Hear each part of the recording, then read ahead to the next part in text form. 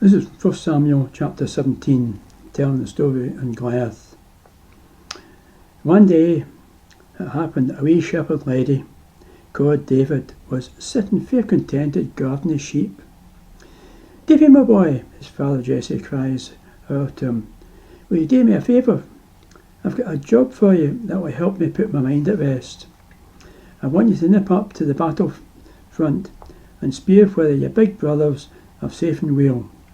Tack they rolls with you for the boys, and give the bag of ripe cheese to the captain. It'll keep his giving face straight." "Aye, Dad," says Davy, eager to please. "Is there anything else?" "Aye, mind and bide well back by the fechten and see you have it back home." So after the wee laddie went. Now to tell you what you understand, the Israelites at this time were loggerheads with them that called the Philistines, and Jesse's 3 boys were right smack in the fechten line.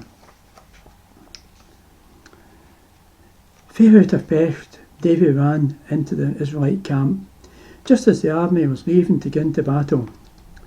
The wee lad rushed around looking for his big brothers, but no sooner had the army marched out than all the brave warriors were backpedaling like mad to their tents.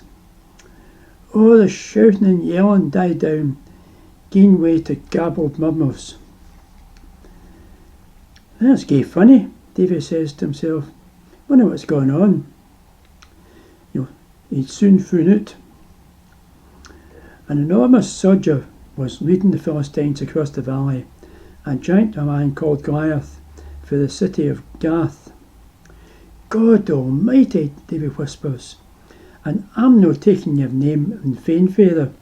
Honest, but that soldier, he must be over 9 feet high." Goliath thundered out his challenge. "Come on then, you bunch of nae-users. Pick out a fechter for me, and we'll settle the stramash in one square go." Well, the Israelites had nae gumption to face up to the giant, and were shattered to the core. All of a sudden, wee Davy speaks up. "Excuse me, if you please. I'll be willing to fetch the big bully." Israelites were gobsmacked. Did this wee naff ken what he was saying? "I gave my feather sheep back home, and I've tackled mony a wild beast. Jings, I've even killed bears and lions afore now." King Saul sent for Davy. "Hold on, son. You can't fight Goliath. He'll crush you with one blow. You've got to bear in mind he's a giant as well as a soldier." "Aye, but your majesty," says David, "the Lord is on my side. I'm no feared to fecht the Philistine. All I need is my sling and 5 smooth stones, and I'll kill him for sure. I ken that the Lord will be looking after me. I'll gie the big man laldy." "Very well," answers the king, shaking his head. "God be with you, son." And he minded suddenly, "Oh, David, you've been needing some armour. Here, try mine." David put on the royal coat of mail, but the big helmet clanks down over his eyes. He can't budge with the weight of it. "Och, it's nae use, sir," David cries out, throwing the helmet off. "I can't fight like this. I'll manage fine without the gear."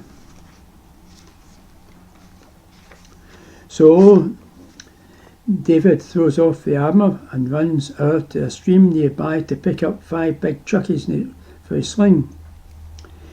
Goliath, the big man, donners up to Davy and looks him up and down. Then he raps in his shield with the end of his spear. "Have you the best I've got?" he sneers. "Well, come on then, you scrawny plook. But my ain good dagon, I'll cut you up for the sparrows." "No, big man," David pipes up. "It's your body that's gone to the birds. For I come in the name of Israel's God, and he'll give me the upper hand this day. Fair rowing by now?" Goliath moves in, and Davy lets fly with his biggest chucky. It whished through the air, smashing into the forehead of the big man. Goliath teeters for a bit, and then crashes down to the ground, flat on his face. And now, to make sure, wee Davy yells. He ran to the giant, hauled up his sword, and hewed off his head.